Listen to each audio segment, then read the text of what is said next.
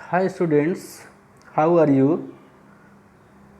Today I am going to teach you chapter 2, Lazy Jack.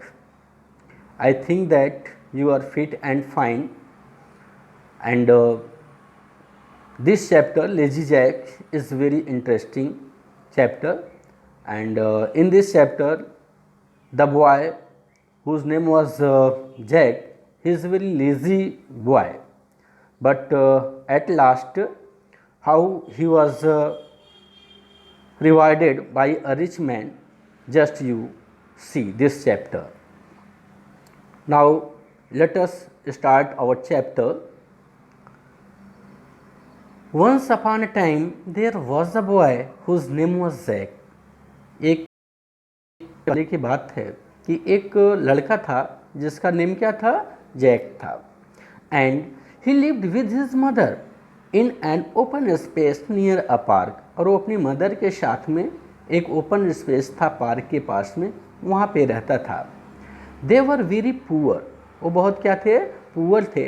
And old mother got her living by spinning.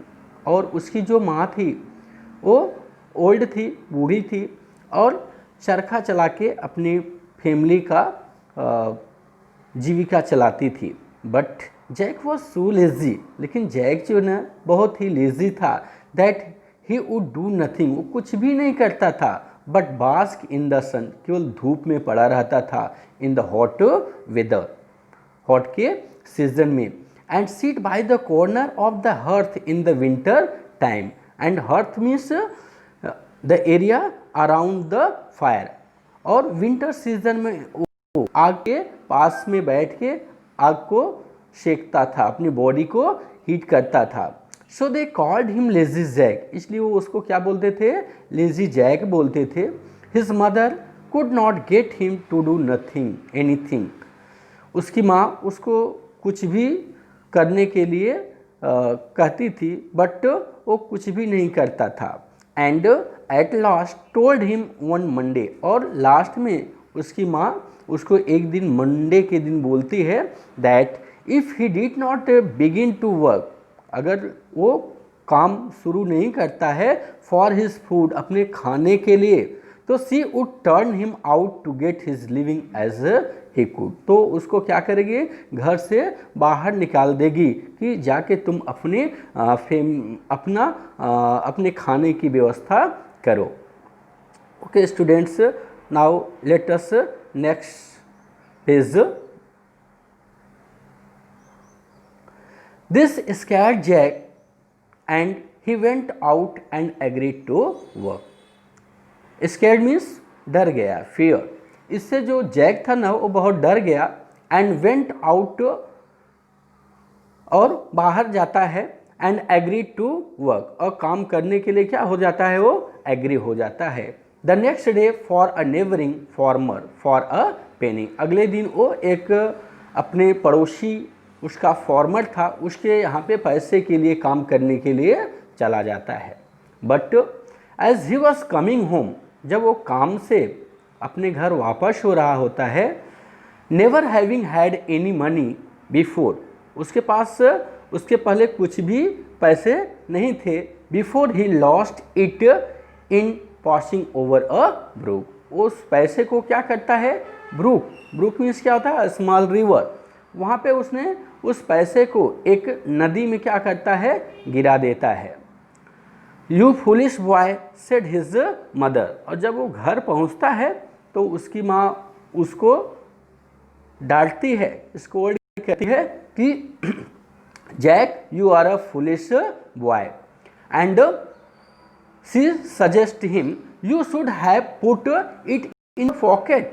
बोलती है कि जो पैसे आपको फॉर्मर ने दिया, आपकी कमाई का पैसे उसने आपको दिया, उसको आपको अपने पॉकेट में रखना चाहिए था. Then what Jack replied, I do so and the time, replied Jack. तब जैक बोलता है, ठीक है मम्मी, मैं अगली बार से पैसे को अपनी जेब में लेके आऊँगा. On Wednesday Jack went out again and work for a cow keeper. फिर जो है वेंसडे के दिन जैक फिर घर से बाहर जाता है और एक काउ कीपर के यहाँ काम करता है। Who gave him a jar of milk for his days work, तो जो काउ कीपर है वो उसको एक जार मिल्क का देता है कि जो पूरे दिन भर काम किया है उसके यहाँ पे, तो उसके बदले में उसकी जो लेबर होती है उस लेबर के बदले में उसको क्या देता है, एक जग जार का मिल्क देता है।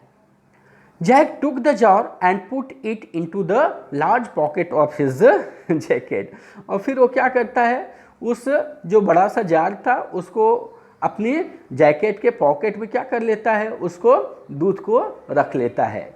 Spilling it all long before he got home, और घर पहुंचने के पहले जो उसने दूध को अपने जैकेट के पॉकेट में रखा था सब कुछ क्या होता है, बह जाता है।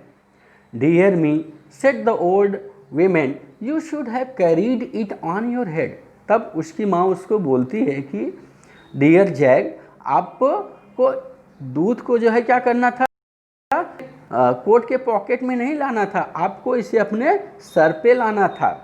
आई do so and the time said Jack, तब फिर जैक क्या बोलता है कि ठीक है मदर, अब की बात जो है मैं क्या करूँगा, सर पे लेके आऊँगा।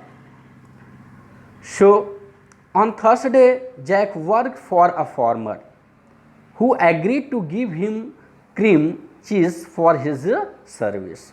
अगले दिन थर्सडे को क्या होता है, फिर जैक जो है एक फार्मर के घर पे जाता है वर्क करने के लिए, और who agreed to give him cream cheese for his service, और जो वो उसके यहाँ पे वर्क करता है, सर्विस करता है, उसके बदले में वो उसको क्या देता है, चीज़ देता है, क्रीम चीज़ देता है। In the evening Jack took the cheese and went home with it on his head, और शाम को क्या करता है कि जब जैक अपने घर वापस आता है तो उस चीज़ को क्या करता है, अपने सर पे लेके आता है। By the time he got home, और वो थोड़े टाइम के बाद घर पहुंचता है, the cheese was all spoiled, और जितने जो भी चीज़ था वो सब क्या हो गए थे, बर्बाद हो गए थे। Part of it being lost and part matted with his hair, और उसके कुछ पार्ट तो क्या हो गए थे, खराब हो गए थे, और कुछ पार्ट उसके जो है बालों में क्या हो गए थे, मिल गए थे। You silly boy said his mother, तो उस जब वो घर पे पहुंचता है तो उसकी माँ उसको क्या करती है, डांटती है, बोलती है कि तुम क्या हो, सिली बॉय हो, you should have carried it very carefully in your hand, बोली कि तुमको इस चीज़ को अपने हाथों में लेके आना चाहिए था। I do so and the time replied Jack, तो फिर जैक क्या करता है, रिप्लाई करता है कि ठीक है मदर, अब की बार जो है मैं जो भी कुछ मिलेगा मैं उसको हाथों में लेके आऊँगा। ओके बेटा, next page.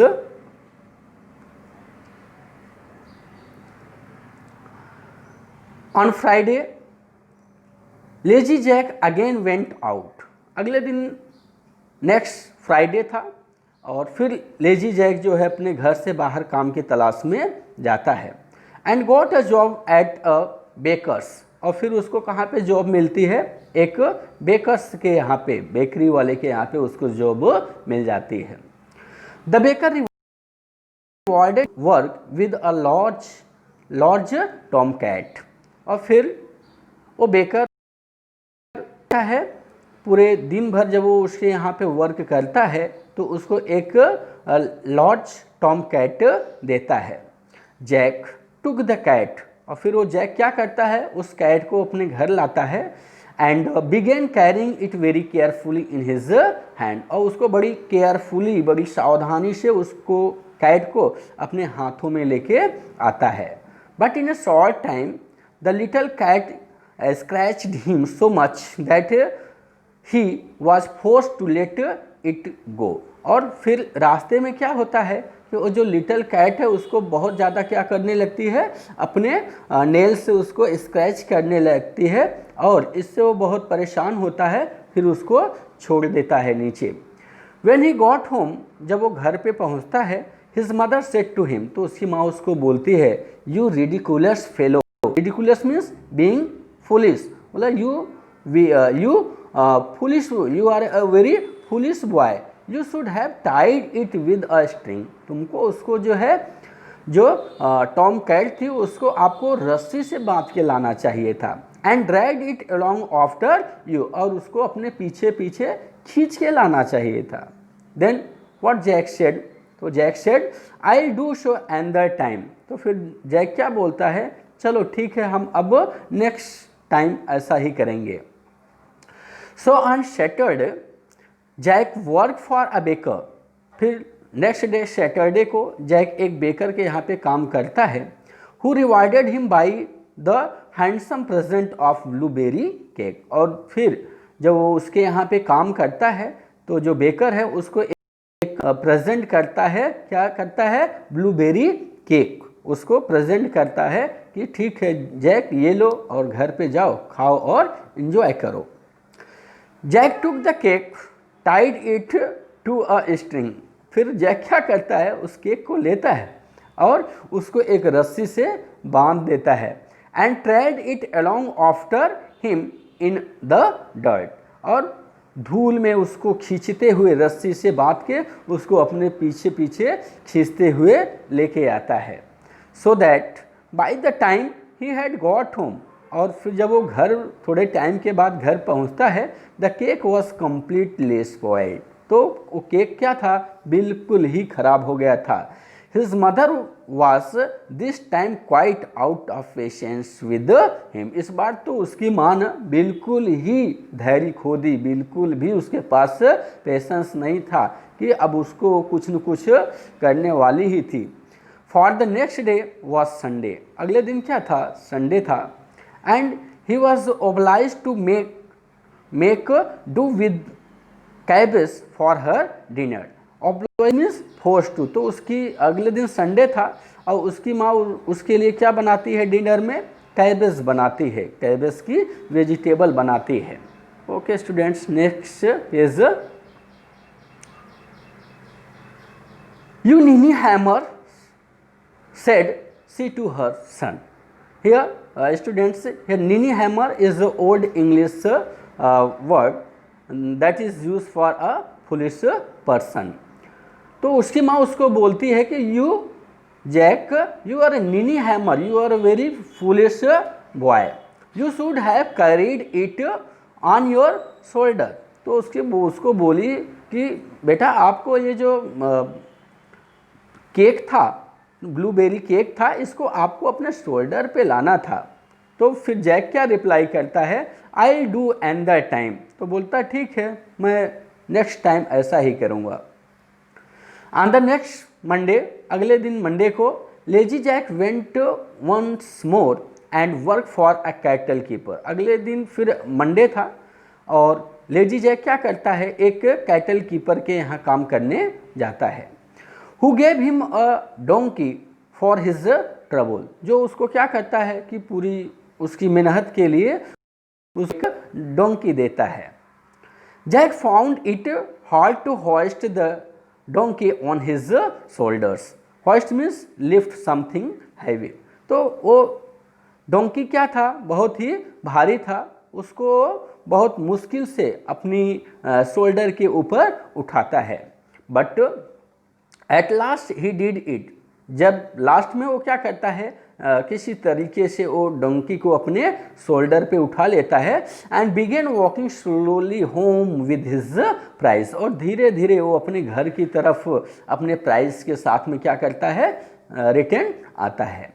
Now it happened that in the course of his journey there lived a rich man with his only daughter, a beautiful girl but deaf and dumb. और जब वो घर वापस आता है तो रास्ते में एक रिच मैन का घर होता है जिसके पास में एक लड़की है, वो बहुत ही सुंदर है, लेकिन उसकी क्या प्रॉब्लम है, सी वॉज डीफ एंड डम, कि वो गूंगी और बहरी थी। She was unable to hear and speak. Now next students,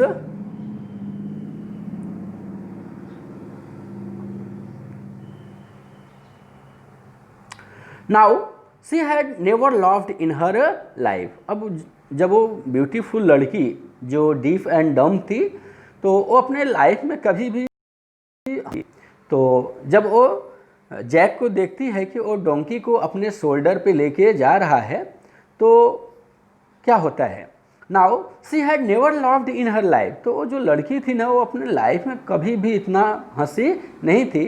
and the doctor said she would never speak till somebody made her laugh. और उसको डॉक्टर ने बोल दिया था कि वो अपने लाइफ में कभी भी बोल नहीं सकती है कि जब तक उसको कोई हंसने के लिए न बोले।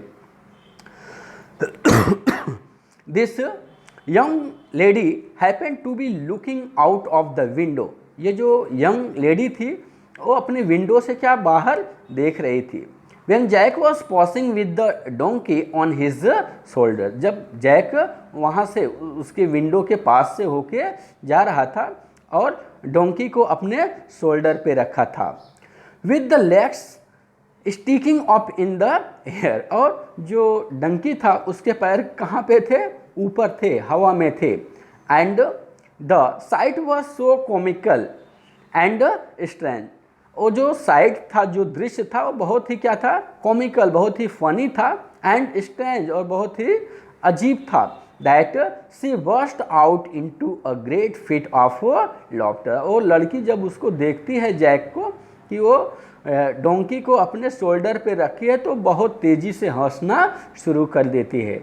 And immediately recovered her speech and hearing, और अचानक जो है एट वंस क्या होता है, जो उसके बोलने की और सुनने की जो उसकी क्षमता थी वो रिकवर हो जाती है, उसको वापस मिल जाती है।